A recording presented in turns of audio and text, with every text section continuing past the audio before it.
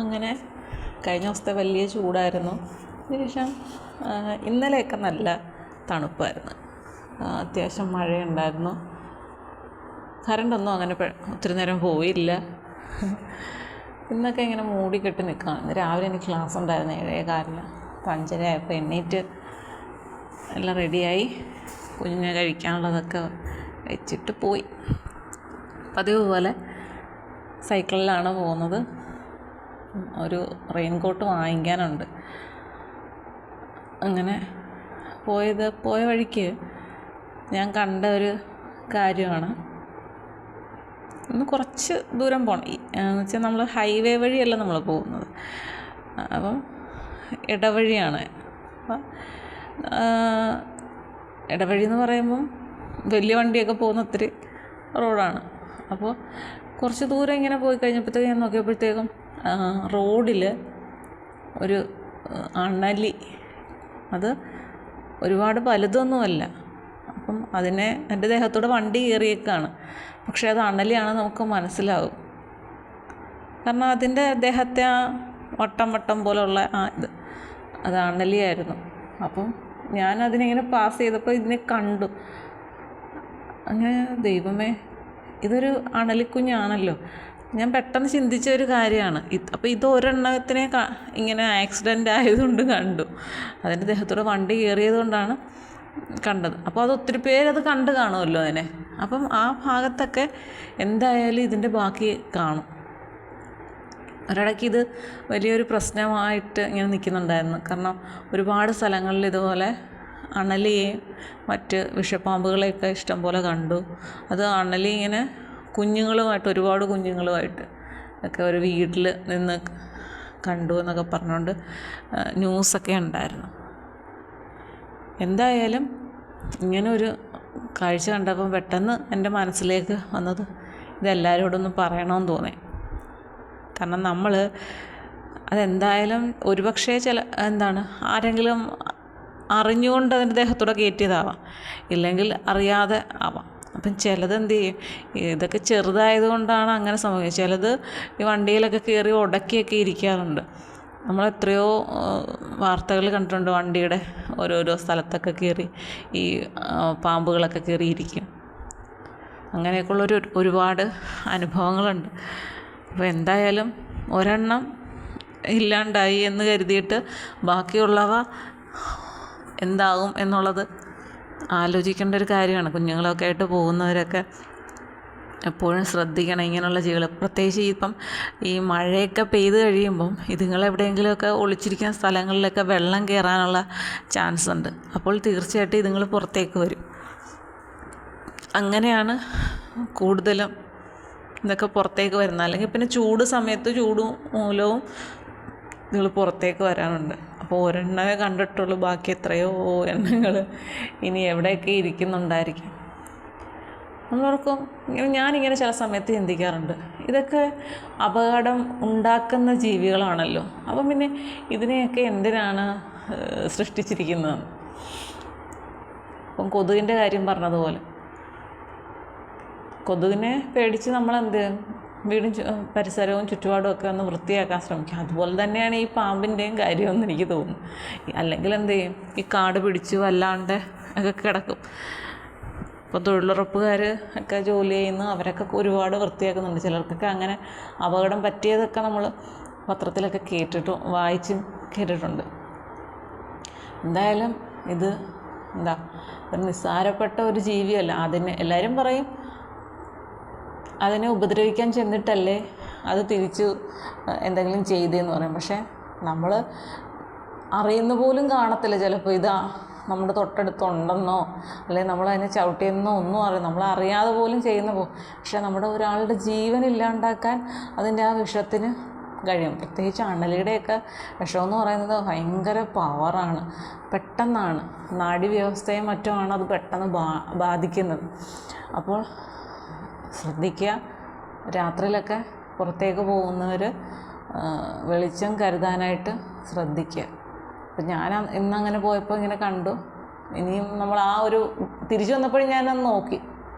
അപ്പോൾ ഒരുപാട് വണ്ടികൾ കയറി ഇറങ്ങിയിട്ടുണ്ട് അതിൻ്റെ ദേഹത്തൂടെ. അപ്പോൾ എന്തായാലും അത് അപ്പുറം ഇപ്പുറമൊക്കെ കുറച്ച് പുല്ലൊക്കെ പിടിച്ച സ്ഥലമാണ്. ഇതുപോലെ നമ്മൾ എത്രയോ ജീവികൾ വണ്ടി ഇടിച്ച് ഇല്ലാണ്ടാകുന്നുണ്ട്. അപ്പോൾ എല്ലാവരും ശ്രദ്ധിക്കുക കേട്ടോ, അതെനിക്ക് പറയാനുള്ളത്. പിന്നെ ഇപ്പോൾ അതുപോലെ ട്യൂഷൻ സെൻറ്ററിൽ ചെന്നു. 9ാം ക്ലാസ്സിനായിരുന്നു ക്ലാസ്. ഇപ്പോൾ ഇപ്രാവശ്യം ചെന്നപ്പോഴത്തേക്ക് 2 ഡിവിഷനൊക്കെ ആക്കിയിട്ടുണ്ട്. ഒന്നിന് 30 മുകളിൽ കുട്ടികളുണ്ട്, ഒന്ന് 30 അടുത്ത്. അപ്പോൾ ഇനി കുറച്ച് കുട്ടികളും കൂടെ ഒക്കെ വരാൻ ചാൻസ് ഉണ്ട്. അപ്പോൾ ഈ വർഷം ജയിച്ച കുട്ടികളുടെ ഫോട്ടോയൊക്കെ വെച്ചിട്ട് സാർ നോട്ടീസൊക്കെ എല്ലാവർക്കും കൊടുക്കുന്നുണ്ടായിരുന്നു. അപ്പം കുട്ടികളുടെ കാര്യം പറയുമ്പോഴത്തേക്കും ഇപ്പോൾ ആദ്യം എന്ന് പറയുന്ന ഈ ഒരു സ്കൂൾ തുറക്കുന്ന ഒരു ടൈം എന്ന് പറയുമ്പോൾ രക്ഷിതാക്കൾക്കൊക്കെ ഭയങ്കര ചൂടെന്ന് പറഞ്ഞാൽ എങ്ങനെയെങ്കിലുമൊക്കെ പിള്ളേർ നന്നായിട്ട് പഠിക്കണം, അവരുടെ കാര്യത്തിൽ ഭയങ്കര ശ്രദ്ധയൊക്കെയാണ്. ട്യൂഷന് കൊണ്ടുവിടുന്നു, സമയത്ത് തിരക്കുന്നു, എടുക്കുന്നു, എല്ലാം ചെയ്യുന്നുണ്ട്. പക്ഷെ കുറച്ച് മാസങ്ങൾ കഴിയുമ്പോൾ കൊടുക്കും കുട്ടികൾക്ക് ഈ പഠിത്തമായിട്ടുള്ള ആദ്യം എന്ന് പറയുമ്പോൾ ചെറുതായിട്ട് പഠിക്കാൻ ഇങ്ങനെ തുടങ്ങുന്നേ ഉള്ളൂ. ഇന്ന് ഞാനാണെങ്കിൽ ക്ലാസ് എടുത്തു, 1-2 ക്വസ്റ്റ്യൻ ആൻസറൊക്കെ കൊടുത്തു. അപ്പോൾ അത് അടുത്ത ക്ലാസ്സിൽ മസ്റ്റായിട്ടും ഞാൻ ചോദിക്കും എന്നൊക്കെ പറഞ്ഞിട്ടുണ്ട്. പക്ഷേ ഇതിങ്ങനെ ഓരോന്നും തുടങ്ങി എല്ലാ വിഷയങ്ങളും പഠിക്കാനൊക്കെ ഉള്ള സമയം എത്തുമ്പോഴേക്കും മിക്ക കുട്ടികൾക്കും ഒരു അലസത വരും. അവർക്ക് എങ്ങനെയെങ്കിലും ഈ പഠിത്തത്തിൽ നിന്ന് രക്ഷപ്പെട്ടാൽ മതി എന്നൊരു തോന്നൽ വരും. അപ്പം പതുക്കെ അവർ ചെയ്യുന്നതെന്ന് വെച്ചാൽ പഠിപ്പിക്കുന്ന ഓരോരുത്തരുടെയും കുറ്റങ്ങൾ കണ്ടെത്തി വീട്ടിൽ പറയും. സ്കൂളിനെ പറ്റി കുറ്റം പറഞ്ഞിട്ട് കാര്യമില്ലല്ലോ, പഠിക്കാതിരുന്നാൽ നമുക്ക് തന്നെയാണ് ബുദ്ധിമുട്ട്. എന്താണെന്ന് പറഞ്ഞാൽ സ്കൂളിൽ വിടും എന്നുള്ള കാര്യം ഉറപ്പാണ്. പക്ഷേ ട്യൂഷനെ സംബന്ധിച്ച് ആ ടീച്ചർ അങ്ങനെയാണ്, അല്ലെങ്കിൽ സാറ് ഇങ്ങനെയാണ്, ഇങ്ങനെയാണെന്നൊക്കെ പറഞ്ഞിട്ട് വീട്ടുകാരെ എടുത്ത് സ്ഥിരം ഇങ്ങനെ കമൻറ്റ് പറഞ്ഞ് ഒന്നും മനസ്സിലാകുന്നില്ല, ഇങ്ങനെയൊക്കെ ഉള്ള 100 കാരണങ്ങൾ ഇവർ കണ്ടെത്തും. കാരണം അവരുടെ ലക്ഷ്യം എന്ന് പറയുന്നത് എങ്ങനെയെങ്കിലും ഈ ട്യൂഷൻ എന്നുള്ളത് ഒഴിവാക്കി കിട്ടുക എന്നുള്ളതാണ്. അപ്പോൾ ഈ കുട്ടികൾ സ്ഥിരം ഇങ്ങനെ പറഞ്ഞുകൊണ്ടിരിക്കുമ്പോൾ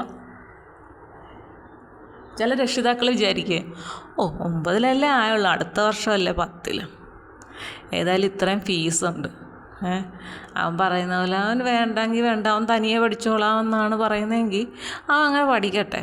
ഒന്നുമില്ലെങ്കിൽ മാസം എത്ര രൂപ വെറുതെ കളയണ്ടല്ലോ. 9ാം ക്ലാസ്സിലൊന്നും പഠിച്ചിട്ട് പ്രത്യേകിച്ച് കാര്യമില്ല, 10നെ നോക്കിയാൽ പോരെ. ഇങ്ങനെയൊക്കെ ചില രക്ഷിതാക്കൾ ചിന്തിക്കും. ഉറപ്പ് കാര്യമാണ്, ഇങ്ങനെ ചിന്തിക്കുന്ന രക്ഷിതാക്കളുണ്ട്. എന്നിട്ട് കുട്ടികളുടെ ഇഷ്ടത്തിന് അങ്ങ് വിടുകയാണ്. എന്തു ചെയ്യും? ട്യൂഷന് വരത്തില്ല, അവരാ സമയം കൂടെ കളിച്ച് അങ്ങ് നടക്കും. അവിടെ ആരാണ് യഥാർത്ഥത്തിൽ തെറ്റുകാർ? കുട്ടികളാണോ രക്ഷിതാക്കളാണോ? രക്ഷിതാക്കളാണ്. കുട്ടികൾക്ക് ഈ പഠിത്തത്തെക്കുറിച്ചോ മറ്റു കാര്യങ്ങളെക്കുറിച്ചോ ഒന്നും വലിയ ചിന്തയില്ലതാണ്. അവർക്ക് ഇപ്പോഴും അറിയില്ല എന്തിനാണ് പഠിക്കുന്നത് എന്നുള്ളത്. അപ്പോൾ ഇന്ന് ക്ലാസ് ഞാൻ പറഞ്ഞു, നിങ്ങൾ പഠിക്കേണ്ടത് നിങ്ങളുടെ ഉത്തരവാദിത്തമാണ്. അത് പക്ഷേ നിങ്ങൾക്ക് ആ ഉത്തരവാദിത്തം എന്താണെന്ന് അറിയില്ല ഇപ്പോൾ. അതുകൊണ്ട് തന്നെ നിങ്ങളെ ആ ഒരു ഉത്തരവാദിത്തം സ്വയബോധം ഉണ്ടാകുന്നിടം വരെ ഞാനിങ്ങനെ പറഞ്ഞുകൊണ്ടേയിരിക്കും പഠിക്കുന്ന കാര്യത്തിൽ ഞാൻ ഒരു വിട്ടുവീഴ്ചയും ചെയ്യില്ല എന്ന് ഞാൻ പറഞ്ഞിട്ടുണ്ട്. കാരണം നിങ്ങൾക്കറിയില്ല, അതാണ് ഞാൻ അത്രയും സ്ട്രിക്റ്റായിട്ട് നിൽക്കുന്നതെന്ന് പറഞ്ഞു. അപ്പോൾ കഴിഞ്ഞ ദിവസം ഞാനിങ്ങനെ ചോദിച്ചു ഓരോരുത്തരുടെയും ഇഷ്ടങ്ങളുമൊക്കെ. അപ്പം ഒരു താല്പര്യവും അല്ലെങ്കിൽ ഇന്നതാവണം എന്നൊന്നും ആഗ്രഹമില്ലാത്ത കുട്ടികളൊക്കെ കുറേ ഉണ്ട്. അപ്പോൾ ഇന്ന് സാറ് ആ നോട്ടീസൊക്കെ കൊടുത്തപ്പോൾ സാറ് പറഞ്ഞതേ കണ്ടോ, ഇതിൽ ഇത്രയും കുട്ടികളെന്ന് പറഞ്ഞ് കാണിച്ച് ഏറ്റവും പുറയിലേക്ക് മാർഗ് വാങ്ങിയ കുട്ടികൾ, അതായത് ജയിച്ചു എന്നേ ഉള്ളൂ, വലിയ രീതിയിലുള്ള മാർക്കുകളൊന്നുമില്ല പറഞ്ഞ്. ഇവരെല്ലാം തന്നെ നോക്ക് കൂടുതലും ആൺകുട്ടികളാണ്. ഈ ആൺകുട്ടികൾ ഫുട്ബോൾ കളിയുടെ പുറകെയാണ്. അപ്പം കഴിഞ്ഞ ദിവസം ഞാൻ ചോദിച്ചപ്പോഴും കുട്ടികളിൽ കൂടുതലും പേര് പറഞ്ഞത്, ആൺകുട്ടികൾ പറഞ്ഞത് ഫുട്ബോള്, അവർക്കത് ഫുട്ബോൾ പ്ലെയർ ആകുന്നതാണ് അവർക്കിഷ്ടമെന്നാണ് പറഞ്ഞിരുന്നത്. അപ്പോൾ സാറും പറഞ്ഞു, ഇങ്ങനെ കളിച്ച് നടന്നു കഴിഞ്ഞാൽ ഇതുപോലുള്ള ലാസ്റ്റൊക്കെ ഫോട്ടോ വരത്തുള്ളൂ. പക്ഷേ ഫസ്റ്റ് കിട്ടിയതെന്ന് വെച്ചാൽ ഫുൾ A+ വാങ്ങിച്ചത് കുറേ കുട്ടികളുണ്ട്, 24 അതിന് മുകളിലുള്ള കുട്ടികളുണ്ട് ഫുൾ A+ വാങ്ങിച്ച്, പെൺകുട്ടികൾ മാത്രം. അതിൽ ആൺകുട്ടികൾ കുറച്ച് പേരേ ഉള്ളൂ. അപ്പം കൂടുതലും പെൺകുട്ടികളാണ്. കാരണം അവർ ക്ലാസ്സിന് വരുന്നു, കറക്റ്റായിട്ടിരുന്ന് പഠിക്കുന്നു. ആൺകുട്ടികൾ എന്ത് ചെയ്യും? ക്ലാസ്സിൽ പറയുന്നത് മാത്രം എന്തെങ്കിലുമൊക്കെ ഒന്ന് കേട്ട് വെച്ചിരിക്കും, വീട്ടിൽ ചെന്ന് പഠിക്കത്തില്ല. സമയം കിട്ടുമ്പോഴെല്ലാം ഫുട്ബോൾ കളിയുടെ പുറകെ. അപ്പം സാറതിങ്ങനെ പറഞ്ഞപ്പം ഞാൻ പറഞ്ഞു, അത് കറക്റ്റ് കാര്യമല്ല, നിങ്ങൾക്ക് എല്ലാവർക്കും അത് ഇഷ്ടമുള്ള കാര്യമാണ്. അങ്ങനെ പറഞ്ഞു. എന്നിട്ട് അപ്പോൾ സാറിങ്ങനെ പറയുന്നതിൻ്റെ കൂട്ടത്തിൽ തന്നെ ബെല്ലടിച്ചു. ബെല്ലടിച്ചപ്പോഴത്തേക്കും എല്ലാവരും അങ്ങ് പോകാൻ വേണ്ടി റെഡിയാവുകയാണ്. സാറ് പറഞ്ഞ് തീരുന്നതിന് മുമ്പ് എല്ലാവരും എന്നോട് പറയണമെന്ന് പോവട്ടെ, അല്ലെങ്കിൽ പൊക്കോട്ടെ ടീച്ചറെ എന്ന് ചോദിക്കുന്ന പോലുമില്ല. പെട്ടെന്ന് തന്നെ ഇറങ്ങാൻ പോവുക. അപ്പോഴത്തേക്കും അങ്ങനെ സാറ് ഇറങ്ങിക്കഴിഞ്ഞപ്പോഴത്തേക്കും ഞാൻ എല്ലാവരോടും പറഞ്ഞ് കയറിയിരിക്കുക. ബാഗൊക്കെ തൂക്കിയ ആൾക്കാർ കണ്ടിട്ടുണ്ട് പുറത്ത്. ഇരിക്കാൻ പറഞ്ഞു. എല്ലാത്തിനും തിരിച്ച് ക്ലാസ്സിലിരുത്തി. എന്നിട്ട് ഞാൻ ചോദിച്ചു, അതാരാണ് ആ സാറ്? ഞങ്ങളെല്ലാവരും ബഹുമാനിക്കുന്ന ആളാണ് സാർ. അപ്പോൾ സാറൊരു കാര്യം പറഞ്ഞുകൊണ്ടിരിക്കുന്നതിൻ്റെ ഇടയ്ക്ക് നിങ്ങൾ ബെല്ലടിച്ചു എന്നുള്ള കാര്യം പറഞ്ഞ് പെട്ടെന്ന് ബാഗുമായിട്ട് ഇറങ്ങേണ്ട കാര്യം എന്താണ്? എന്നോട് ചോദിച്ചോ പോയിക്കോട്ടെ, ഇതൊന്നുമില്ലാതെ സ്വന്തം ഇഷ്ടത്തിനങ്ങ് ഇറങ്ങി പോകാനാണോ എന്ന് ഞാനിങ്ങനെ ചോദിച്ചു. ഞാൻ പറഞ്ഞു, അത് മറ്റുള്ളവർക്കൊക്കെ കുഴപ്പമില്ലായിരിക്കും, പക്ഷേ എൻ്റെ ക്ലാസ്സിൽ ഞാൻ അത് അനുവദിക്കില്ല എന്നാണ്. നമ്മളൊക്കെ എങ്ങനെയായിരുന്നു പഠിച്ച കാലഘട്ടത്തിൽ? നമുക്ക് നമ്മുടെ അധ്യാപകരോട് ഉള്ള ഒരു ബഹുമാനം. സംഭവം ഈ സ്കൂളിലൊക്കെ ആണെങ്കിൽ ലാസ്റ്റ് ദേശീയഗാനത്തിൻ്റെ ആ ഒരു ടൈം ആകുമ്പോഴത്തേക്ക് എഴുന്നേറ്റ് നിന്നിട്ട് പതുക്കെ എല്ലാം എടുത്ത് ബാഗിൽ വെക്കുന്ന ആ ഒരു രീതിയുണ്ട്. പക്ഷേ ബെല്ലടിച്ച് ടീച്ചർ പറയുമ്പോൾ നമ്മൾ ഇറങ്ങിപ്പോൾ. നമ്മൾ അന്നത്തെ കാലഘട്ടം എന്ന് പറഞ്ഞാൽ അധ്യാപകരെ നല്ല പേടിയും ബഹുമാനവും ഒക്കെ ഉണ്ടായിരുന്നു. ഇന്നൊന്നും അങ്ങനെയൊന്നും പറയാനൊന്നും പറ്റത്തില്ല.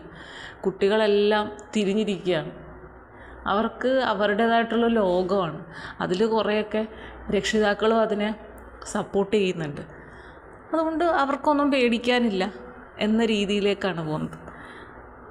എന്തായാലും അതെനിക്ക് ഭയങ്കരമായിട്ടൊരു വിഷമം ഉണ്ടാക്കി. അത് ഞാൻ അവരോട് പറയുകയും ചെയ്ത്. അതായിരുന്നു ഇന്നത്തെ എൻ്റെ ക്ലാസ്സിൻ്റെ ഒരു അപ്പം 7:15 തൊട്ട് 8:15 വരെ ഒരു ക്ലാസ്. അത് കഴിഞ്ഞ് 8:15 തൊട്ട് 9:15 ആ സമയം വരെ മറ്റൊരു ക്ലാസ്. അങ്ങനെ 2 ക്ലാസ്സായിരുന്നു. അത്രയും സംസാരിച്ച് കഴിയുമ്പം തന്നെ നമ്മുടെ തൊണ്ട ഒരുമാതിരി അങ്ങ് ആകും. ഇപ്പം കുറേ നാളിന് ശേഷം ഇത്രയും ഒച്ചത്തിൽ ശബ്ദം എടുത്ത് പറയുന്നതല്ലേ. പിന്നെ ഇവിടെ വരുന്നിടം വരെ നമുക്ക് ആ ഒരു ഇത് കാണാം. ഇപ്പം ഞാൻ എൻ്റെ മോളോട് പറയുന്നത്, നീ ഇനി വഴക്കുണ്ടാക്കിക്കല്ലേ എന്നെ കൊണ്ട്, ഇത്രയും നാൾ ഉള്ളതിനെക്കാട്ടിലും ശബ്ദം എനിക്ക് കൂടുതലും ഉണ്ടാവും. കാരണം ഇത്രയും ഒച്ചത്തിൽ സംസാരിക്കുന്നുണ്ട് നമുക്കറിയാൻ പറ്റത്തില്ല. നമ്മുടെ സൗണ്ട് അങ്ങ് തുറന്നു പോകുന്നത് പോലെ ആകും. നമ്മൾ ചെറിയ പെതുക്കെ പറഞ്ഞാൽ പോലും ഭയങ്കര ഒച്ചയായിരിക്കും. അപ്പോൾ അത് ഞാനിങ്ങനെ പറയുമായിരുന്നു അവളോട്.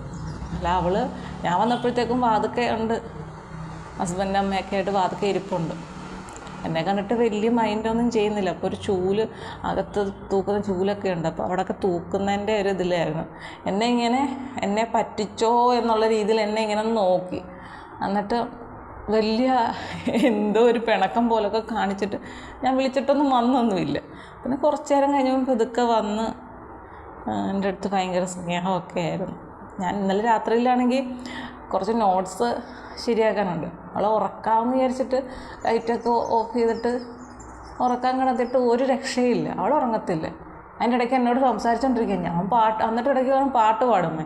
നമ്മൾ പാട്ട് പാടി കൊടുക്കുകയാണെങ്കിൽ അത് കുറച്ച് നേരം ഇങ്ങനെ കേട്ടിട്ട് പിന്നെ അപ്പം നമ്മളോട് ഓരോ കാര്യങ്ങൾ ചോദിക്കാൻ തുടങ്ങി. അപ്പോൾ എനിക്ക് മനസ്സിലായി ഇവളെ ഉറക്കുന്ന കാര്യം ശരിയാകത്തില്ല. കാരണം ഉച്ചയ്ക്ക് ഇവൾ നന്നായിട്ട് ഉറങ്ങുന്നുണ്ട് 2 മണിക്കൂറോളം. പിന്നെ അച്ഛനുള്ളപ്പം താമസിച്ച് കിടന്ന് ആ ഒരു ഇത് ഞാനെടുത്താ ഇവൾ ഉറങ്ങിക്കഴിഞ്ഞിട്ട് എനിക്ക് ഈ നോട്ട് എഴുതലൊന്നും നടക്കത്തില്ല. അത് മാത്രമല്ല, അവൾ ഉറങ്ങിക്കഴിഞ്ഞിട്ട് പിന്നെ ഞാൻ ഇരിക്കുക എന്ന് പറയുമ്പോൾ ഒരുപാട് സമയം പോകും. പിന്നെ ഞാൻ ലൈറ്റൊക്കെ ഇട്ടിട്ട് ഞാൻ പറഞ്ഞു നമുക്ക് പഠിക്കാമെന്ന് പറഞ്ഞു. അങ്ങനെ നോട്ടൊക്കെ അവളും അടുത്തിരുന്ന് അവൾക്ക് ഞാനൊരു ബുക്കും പേനയും കൊടുത്തു. ഞാനും എഴുതി എല്ലാം വെച്ച് ഞങ്ങൾ അതൊക്കെ പറഞ്ഞിട്ടാണ് പിന്നെ 12 മണിയാകാറായി കിടന്നപ്പോൾ. അതായിരുന്നു ഇന്നലത്തെ രാത്രിയിലത്തെ. അപ്പോൾ എനിക്ക് മനസ്സിലായി ഇനി അവളും കൂടെ പഠിക്കുന്ന രീതിയിൽ. അപ്പോൾ ഞാനിങ്ങനെ ഇംഗ്ലീഷിലിങ്ങനെ വായിച്ചു കൊടുക്കും. അപ്പോൾ എന്നെ ഇങ്ങനെ നോക്കും. എന്നിട്ട് ചിലതൊക്കെ ഏതാണ്ട് എന്നോട് ചോദിക്കുന്നുണ്ട്, എന്തൊക്കെയോ കാര്യങ്ങൾ എന്നോട് ചോദിക്കും. ഞാനപ്പോൾ എന്തൊക്കെയോ മറുപടി അവൾക്ക് കൊടുക്കാറുണ്ട്. എന്നിട്ട് ഞാൻ മിണ്ടായിരിക്കും, അമ്മ വായിക്കേ. അപ്പോൾ ഞാൻ വായിച്ച് വീണ്ടും കൊടുക്കും. അങ്ങനെ ആയിരുന്നു ഇന്നലത്തെ കാര്യങ്ങൾ. അപ്പോൾ ഇന്ന് ആ ഒരു ട്യൂഷൻ്റെ കാര്യമൊക്കെ കഴിഞ്ഞു. ഓക്കെ, ഇനി അടുത്തതിൽ കാണാം, കേൾക്കാം.